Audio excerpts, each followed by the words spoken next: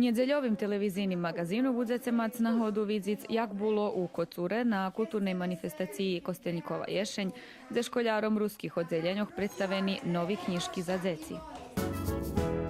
Uvidíte i jak bilo na trodnjovim regionalnim forumu mladih liderov, ktorý otrimani u Novim Sadze, i jak bilo u kulturnim centre Novoho Sadu, gdje Novosadski hor Harmonija otrimal koncert z nahodi 70 ročnici isnovanja Ruskoho kulturnog centru.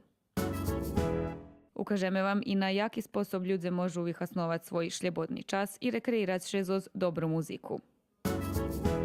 Prenješeme vam i čast atmosferi zoz 19. multimedijalnej programi mladih Dnjovka, ktorú organizuje Pakt Rutenorum u ruskim Keresture. U časti o poljoprivredi budeme emitovati prilog o pririhtovanju statkovej pokarmi. Televizijni magazin na njedzelju na 20 hodzin.